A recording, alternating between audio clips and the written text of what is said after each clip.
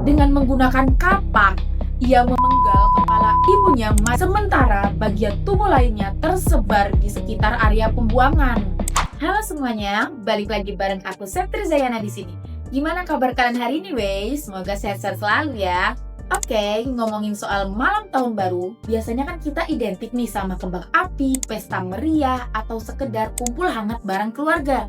Yah, momen ini seharusnya penuh dengan kegembiraan, tapi ternyata nggak semua orang seberuntung itu. Malam pergantian tahun ini justru menjadi mimpi buruk yang nggak akan pernah terlupakan bagi sebagian orang.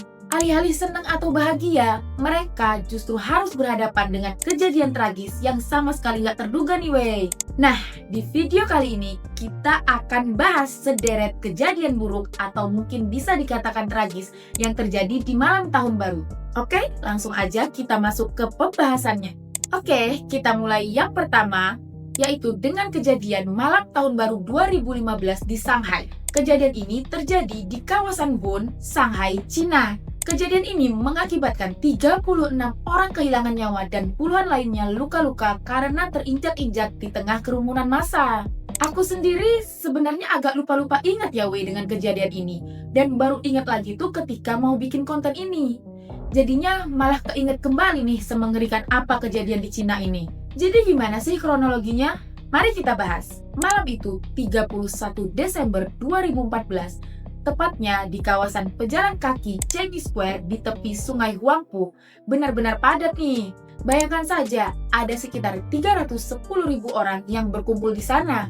Mereka semua ingin melihat pertunjukan kembang api untuk menyambut tahun baru 2015. Namun, sekitar jam 23.35 waktu setempat, tepat 25 menit sebelum hitung mundur tahun baru, situasinya mulai agak tak terkendali nih.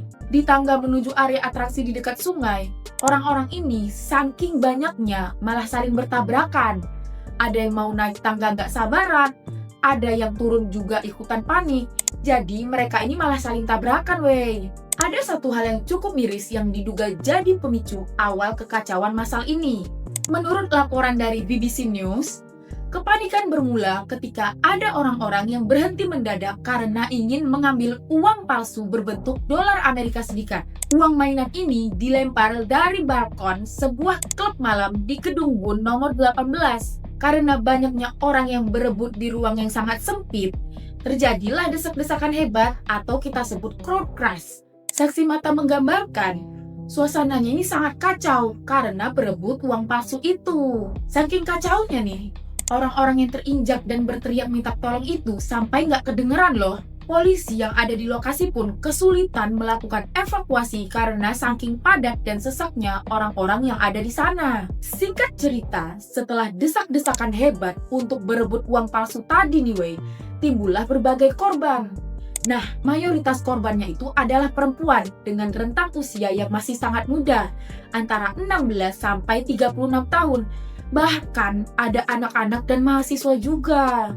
Setelah dilakukan investigasi, pemerintah lokal dianggap kurang siap dalam mengantisipasi membludaknya jumlah pengunjung. Personel keamanan yang dikerahkan nih ternyata jauh lebih sedikit dibanding tahun sebelumnya. Akibat dari kejadian ini, pemerintah Shanghai langsung membatalkan sisa acara perayaan tahun baru dan fokus sepenuhnya pada penanganan korban. Pemerintahan Tiongkok pun sampai turun tangan memerintahkan penyelidikan menyeluruh agar kejadian serupa tidak terulang kembali nih. Yang bikin sedih sih nih ya, sebenarnya karena sebab dari tragedi ini adalah karena berebut uang palsu ya. Bagaimana menurut kalian kejadian ini wey? Masih ingat gak atau kalian baru tahu malahan? Komen di bawah ya.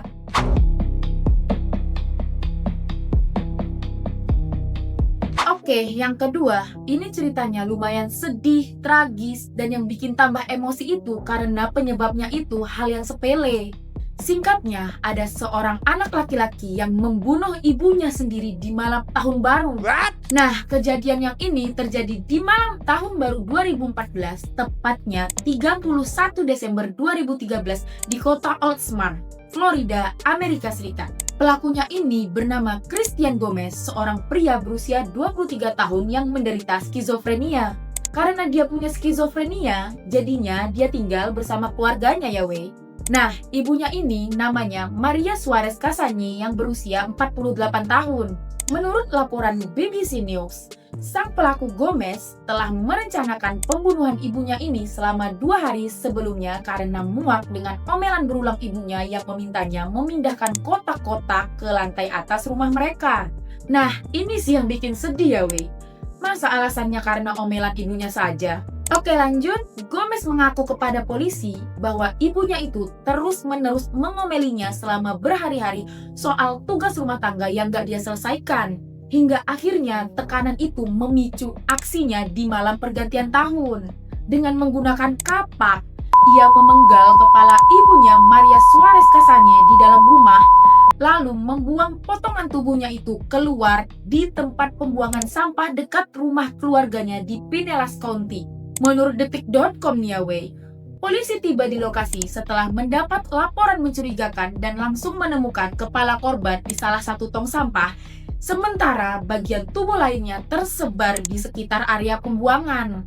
Begitu polisi memeriksa kejadian, Gomez ditangkap di tempat dan didakwa dengan tuduhan pembunuhan tingkat pertama karena ini pembunuhan yang direncanakan. Begitu polisi memeriksa kejadian, beberapa sumber ini mengatakan bahwa Gomez mengaku muak dengan omelan ibunya sendiri dan ditambah dia ini menderita gangguan mental wey.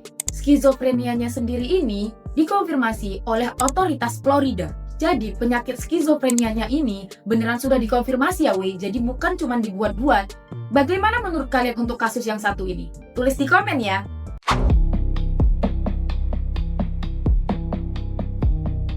Yang ketiga, kita ada kejadian di Indonesia nih. Tepatnya pada malam tahun baru 2020 di Palembang, Sumatera Selatan. Kejadiannya itu adalah penembakan balas dendam di sebuah diskotik populer bernama DA Club 41 yang terletak di Jalan Kolonel Haji Burlian, Palembang. Kejadian ini dipicu oleh perselisihan sepele antar pengunjung yang sedang bernyanyi dan menari di tengah euforianya perayaan pergantian tahun. Di mana ya namanya diskotik ya wey, mereka kebanyakan minum alkohol yang berakibat gak bisa menahan emosinya. Untuk kronologinya sendiri, kejadian keributan ini bermula sekitar pukul 2 pagi waktu Indonesia Barat ketika dua kelompok pengunjung saling senggol saat berjoget di klub malam itu. Ya kembali lagi ya, karena saling mabuk gak bisa nahan emosi, kesenggol dikit malah marah dan pada adu cekcok mulut yang akhirnya berujung jadi pengeroyokan. Pelaku utamanya adalah M. Fikri alias Eki usia 26 tahun bersama dua rekannya. Singkatnya, ini akibat senggol-senggol ngamuk tadi. M. Fikri alias Eki dan dua rekannya tadi itu kalah pas adu cekcok dan kalah juga pas adu jotos. Karena masih emosi, terus dendam, apalagi ditambah mabuk kan ya. Jadi si Eki ini tuh keluar dulu dari klub malam itu terus menuju mobilnya di parkiran dan mengambil senjata tajam dan senjata api rakitan dari mobilnya. Si Eki ini menusuk korban utamanya sebanyak 2 kali di kepala dan dada, sementara temannya menembak ke arah kerumunan mengenai perut dan paha korban. Insiden ini berlangsung kurang dari 5 menit dan akibatnya semua pengunjung panik dan berlarian keluar. Pelaku utama, M. Fikri alias Eki, ditangkap polisi pada hari berikutnya. Berdasarkan rekaman CCTV itu, jelas semua kejadiannya. Jadi memang si Eki ini nggak bisa mengelak lagi wey. Korban utama adalah M. Theo, seorang pengunjung yang terlibat dalam senggolan awal dan mengalami luka tusuk dada serta tembak perut. Dua korban lain adalah pengunjung tak bersalah yang tewas di tempat akibat tembakan acak.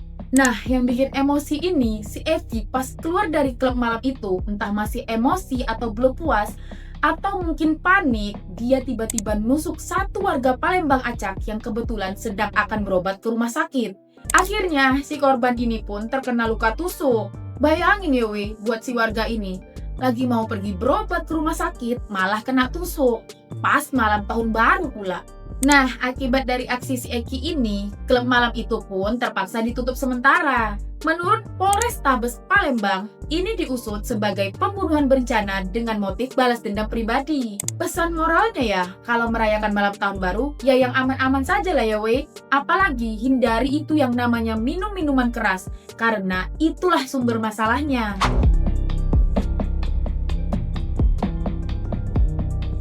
Nah, yang terakhir ini ada di Indonesia lagi, tepatnya di malam tahun baru 2022 di kota Makassar, Sulawesi Selatan. Insidennya ini kayak insiden yang pertama tentang kerumunan dan massa saling injak. Namun, yang di Makassar ini, insidennya itu terjadi di konser musik. Konsernya bernama Makassar Countdown Konser yang diadakan di lapangan Karebosi, Makassar. Penontonnya sendiri ini ada sekitar 10.000 penonton dengan penampilan artis seperti Pamungkas dan band-band lokal. Acara konser ini dimulai jam 8 malam waktu Makassar dengan hiburan ringan. Tapi sekitar pukul 23.45 waktu Makassar, saat countdown tahun baru, chaos ini mulai terjadi. Di mana penonton itu ada aksi saling dorong. Yang depan itu ada yang mendorong ke depan agar bisa selfie sama artisnya. Namun juga ada yang mendorong ke belakang agar gak terjepit gitu wey. Nah, yang belakang sampai samping itu justru mendorong ke depan agar bisa merangsek masuk dan lebih dekatlah ke panggungnya. Kejadian saling dorong ini berlangsung sekitar 20 menit hingga pukul 00.30 waktu Makassar. Dengan beberapa korban itu terjepit, terinjak, dan yang paling buruknya itu sampai kehabisan nafas wey. Berdasarkan saksi mata, teriakan tolak itu terdengar di berbagai sisi. Karena ia terjepit dan pada jatuh tadi. Nah, masih menurut saksi mata tadi, hal ini itu terjadi karena over capacity karena kuota angannya itu diperkirakan di angka 5.000 penonton aja.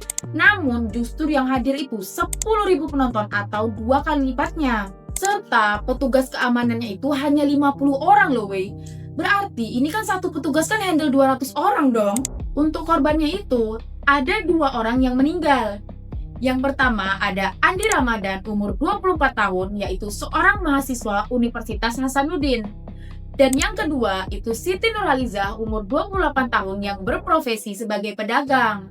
Keduanya ini mengalami aspeksia akut setelah terinjak dada dan leher hingga patah tulang iga. Sedangkan korban lainnya itu ada 7 orang dengan kondisi pingsan.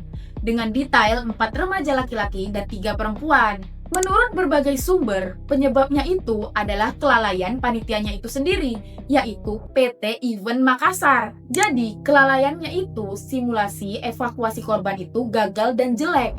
Kemudian juga ditemukan konsumsi miras ilegal di lokasi konser, serta desain panggung yang tidak aman untuk event dengan banyak penontonnya seperti itu. Sebagai respon, polisi daerah Sulawesi Selatan menyelidikinya sebagai kelalaian pidana, lalu menangkap ketua panitia yaitu Andi Faisal atas pengabaian keselamatan. Sementara, wali kota Makassar saat itu yaitu Ramdan Pomanto melarang event serupa tanpa sertifikat crowd management. Setelah investigasi, dinyatakan bahwa penyebab utamanya yaitu overcapacity, mirip dengan tragedi di Kanjuruhan wey.